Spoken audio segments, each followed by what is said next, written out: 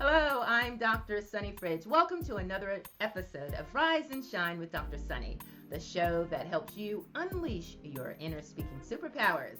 Each week you get tips, tools, and techniques to help you become a better communicator. On this edition of Rise and Shine, learn how to own your moment every time you speak. Plus, find out what I asked talk show host Dr. Phil when I had a moment to speak during his discussion on the topic of cancel culture. And I'll give you details on how to speak and shine when you attend my free monthly workshop, so stay tuned. If you're watching on YouTube or Facebook, share in the comments below where you're watching from. If you're listening by podcast, subscribe so you never miss a show. If you enjoy our programs, please consider making a donation of any amount at wytv7.org to help our CBN broadcasters continue the mission to bring you programming that educates, empowers, and encourages. I believe we all have a purpose and the potential to live our best life. My guest is a communications and leadership coach who helps leaders and executives present their best selves every time they speak. She says it's not just what you say, it's how you say it. Kelly Sargeant is an award-winning speaker with years of extensive experience in the entertainment, legal, engineering, and oil and gas industries. She's developed a system that shows clients how to communicate and connect without the struggle. Welcome, Kelly. Hello, I'm so happy to be here. Thank you so much for inviting me. Wonderful. Now tell us a little bit about where you're from and tell us about your business. Well, I'm from Connecticut and born and raised in Connecticut, moved to Los Angeles, California, but now I am here live in Houston, Texas.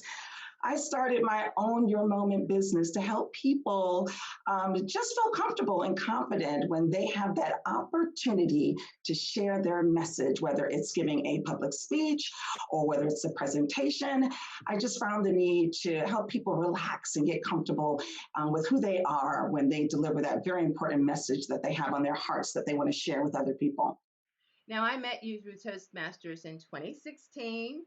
You were a keynote speaker for a district conference, and I remember just how wonderful it was to watch you in action. Tell us just a little bit. You were named World Champion of Public Speaking, second runner-up. How did that change your life? And first of all, how did it feel? That was in 2014. And it was an incredible experience. I joined Toastmasters because I was afraid to speak in front of people. I would be at work and management team meetings, and I would have all of these wonderful thoughts going through my head, but they were never able to come out of my mouth. So I joined Toastmasters to overcome that fear, and getting that far to compete on the World Championship stage in Kuala Lumpur, Malaysia, against, after overcoming 32,000 people, it was pretty scary. It was pretty scary because they expected me to be a professional speaker immediately. And it literally changed my life. I mean, the following week, I was flown to some part of the country to give a speech. And I was flown somewhere every week. I would work Monday through Friday, and every weekend for about 3 months, I was in a different city here in the country delivering a speech. And so immediately I became a professional public speaker. And it was scary. And it was on the job training. So that's how I learned, just by jumping into it. I had no other choice. Here, we're fast forwarding to 2020, and you do several things probably that came about as a result of your winning, being named a world champion of public speaking. So what are some of the things that you've been able to do as a result? I know you do something with beauty pageants. Yes, it all started off with coaching Toastmasters. Toastmasters wanted to know how could they make it to that level. And then I started coaching people at work, just fellow colleagues and executives, helping them present themselves. And then from there, I received a phone call from the Texas Miss USA director asking me if I would be a judge for an upcoming pageant, Miss Texas USA. I judged that pageant. And from there, they actually needed someone to prepare the girls for the national competition. A lot of people don't know that part of the competition, the main part is public speaking, communicating. That's what happens behind the scenes. It's more than just a pretty gown and being physically fit. You also have to be well-spoken and intellectual. So I began coaching pageant girls locally here in Texas, and then it grew. I have contracts with several states where I am their public speaking coach. And so it's something that I do in addition to coaching executives and just regular people overcome their fear of public speaking and wanting to improve and excel in their respective careers. Now, how has the pandemic impacted your business? I'm very fortunate. I used to meet with people in my office, but due to, of course, remaining safe, I started strictly doing it via virtual meetings, remote. And this was something that I was typically doing anyway with people that did not live in Houston, Texas. So now that's the only way I coach is remote. And it works out great. If I'm able to accomplish this goal like this, I can do it. It just never ends. Sometimes people are sitting and we have this face-to-face conversation like this, and sometimes it requires people to stand up. So I make sure that they're standing so I can see their full body, to make sure that they are presenting themselves with confidence. They're standing. It's all about stage presence and body language, as well as facial expressions and eye contact. So as long as I can see you, whether it's from your waist up or your full body, I can give you that direction and the coaching that you need. So I've been very fortunate to not have been affected in a negative way.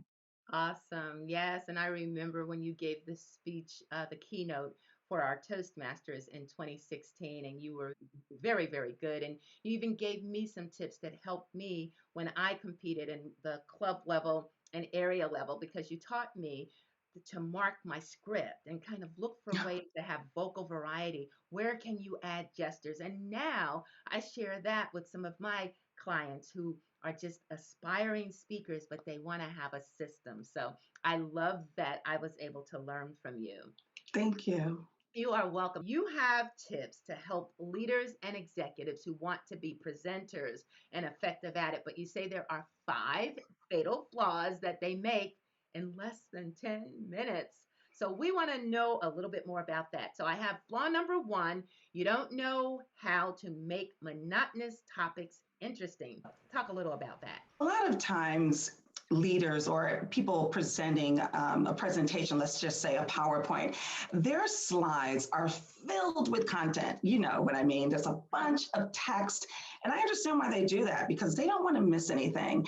However, what happens is sometimes people begin, the audience as well as the speaker, they read their slides. So they read the words, and it's just so boring.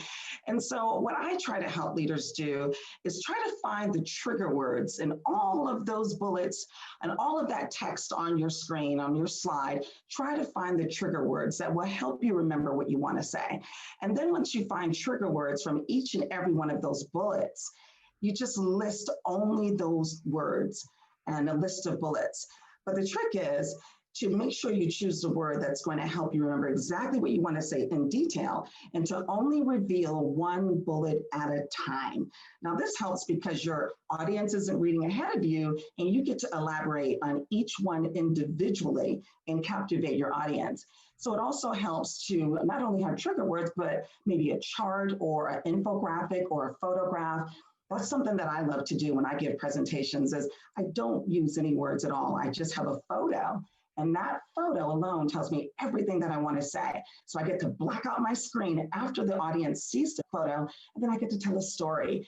And so that's one of the ways you can make it interesting, is not to have a bunch of words.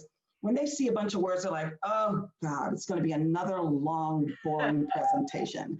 Too many times people start reading the slide before you have gotten to your main point. So I love your concept of pictures. I strongly recommend that as well. So you say flaw number 2, on stage, a leader doesn't represent confidence. They don't represent the confidence of a leader. Explain. A lot of times leaders, they will start speaking behind a lectern, and they will stay there because they feel comfortable. They don't want to feel exposed. And so that's one of the things I like to encourage them to do. Instead of staying behind the lectern, own the leader that you are. Come from behind the lectern and actually work the stage and speak to the audience.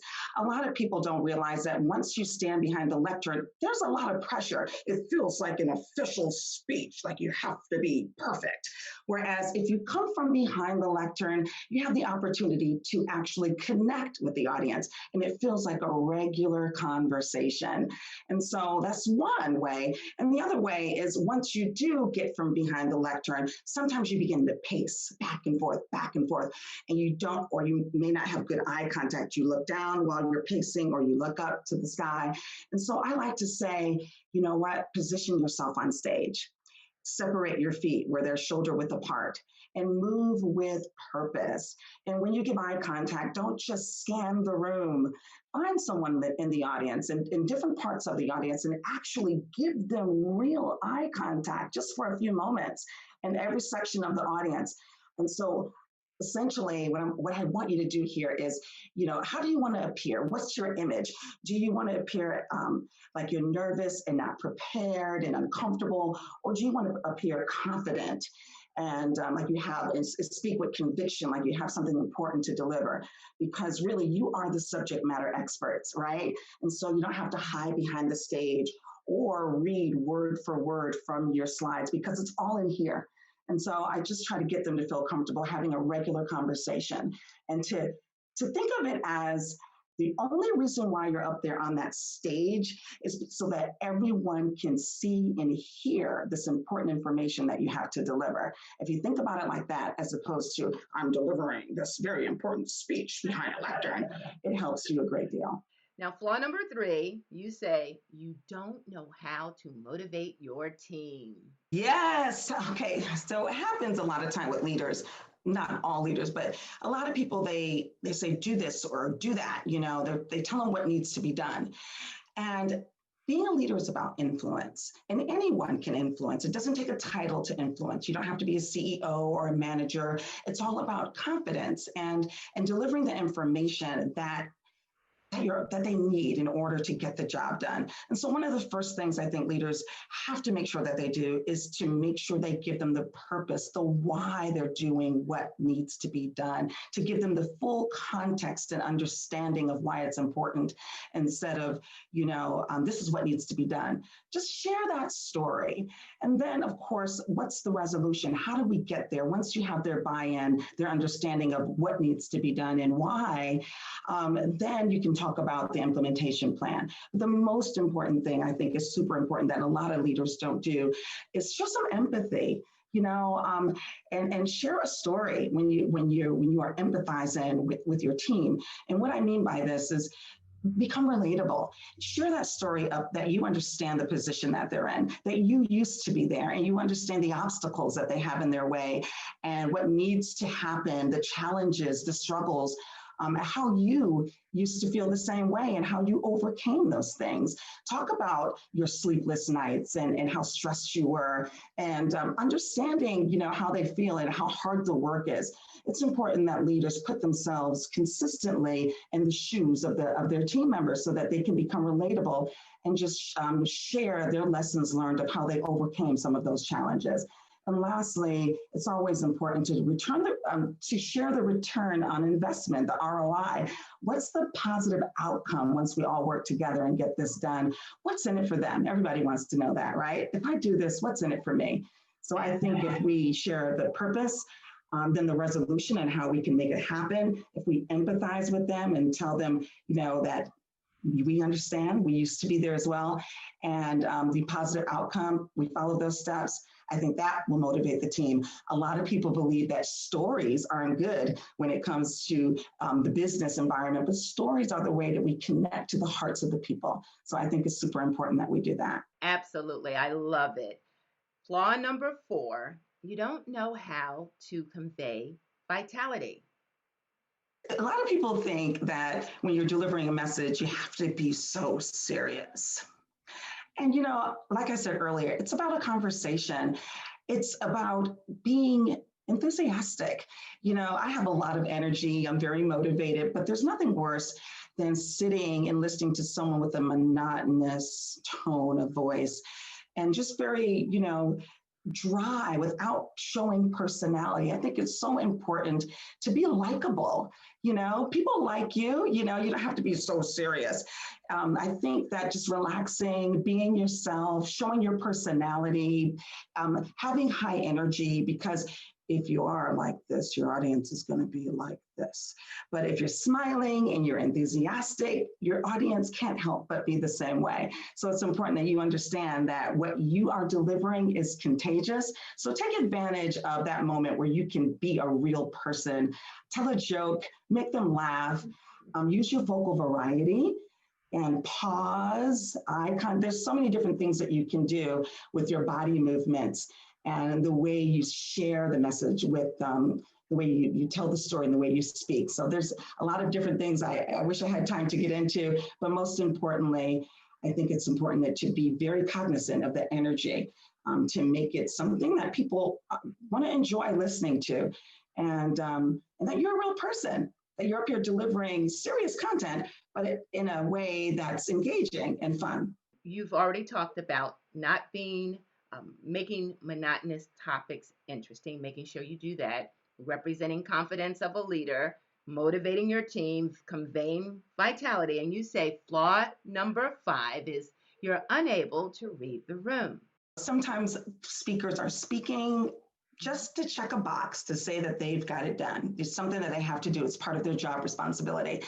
However, we have to be very aware of the information that we're sharing. And it's a difference of being tone deaf and being in tune with your audience. So instead of just getting up there doing it to check a box, be considerate. Think about the message being delivered. It's a two-way street. You're delivering a message, but it's also your responsibility to receive information from them as well. So when you notice the disconnection, find ways to reconnect with them. If someone's looking at their phone, they're distracted. If someone's like this, that means you should probably speak a little louder because they can't hear you. If someone's like this, with their brows, they probably need some further clarification. If someone's dozing off, that you're kind of putting them to sleep. You need to be more enthusiastic, but basically you need to learn how to read the room and adjust to it accordingly. And some of the ways you can do that is by asking questions. You can ask the audience, does anyone have any questions, or does that make sense, or just different types of questions that you can ask to make sure that they are understanding the information that you're delivering. You just have to find a way out. There's a list of different questions you can ask, but I think the most important thing is to not just deliver the information that you have been assigned to do, but to think about the audience. I mean, they've taken time out of their day to come here. And so you want to make sure you deliver something valuable, something that's going to, that they could take away, and do it in a way where once you notice that they've fallen off the cliff, where you can bring them back in and reel them in to deliver what they need and what they want, what they came for. Thank you so much for sharing all those great tips. So tell me, now that we have gotten our audience to know some of the ways that they cannot be boring and monotonous and connect and engage and have vitality, tell me a little bit about what's next for the vivacious and full of vitality Kelly Sargeant. What's next for you? I am always coaching and speaking. It's what I love to do. So I'm just going to continue what I do. I love helping people.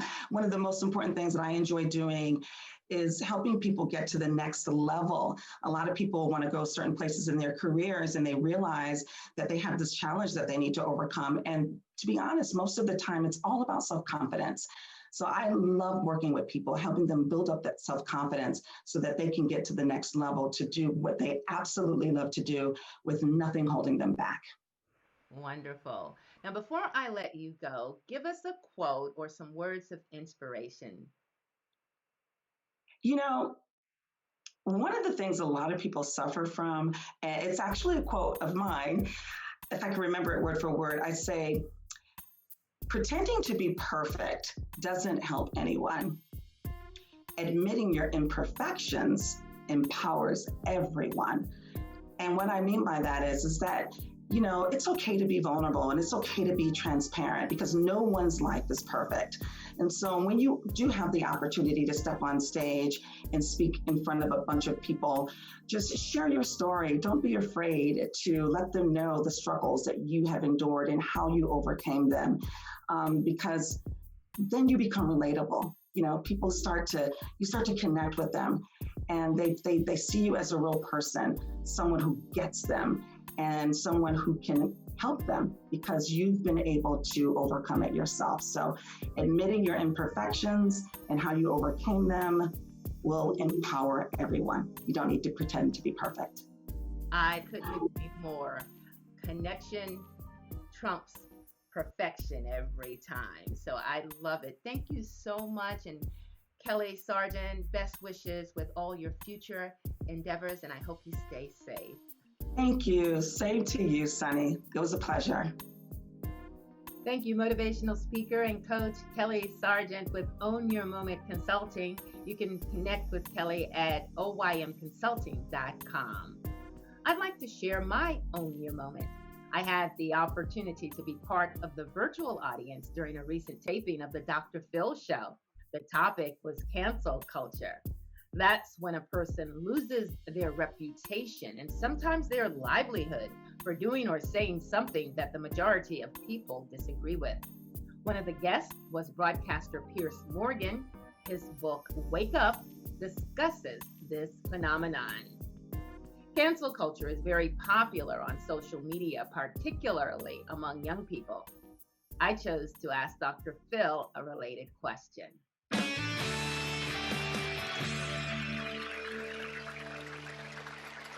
We've got just enough time to hear some questions from the studio audience in a segment called No Appointment Necessary. We'll start with Sunny from Mississippi.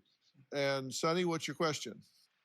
Hi, Dr. Phil. I'm a journalism educator. I also teach public speaking to young people. I empower them so that they know their voice matters. But with the plethora of good and bad examples on social media of cancel culture, what advice can you share with me so I can share it with them of how they can ask questions so that they don't just jump on the cancel culture bandwagon and it becomes a platform for cyberbullying?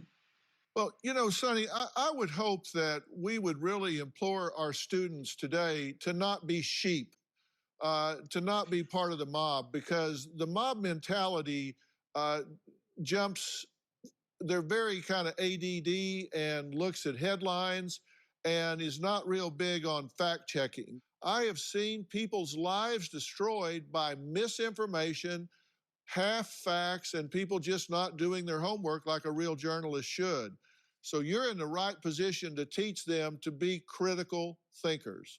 So thank you for the question. I really enjoyed my moment. Believe it or not, I had some butterflies as I asked my question. What you didn't see was that my AirPod popped out of my left ear while I was asking my question, but I had to keep going. So I can relate to those of you who are camera shy, who want to overcome fear so you can speak with confidence and ease.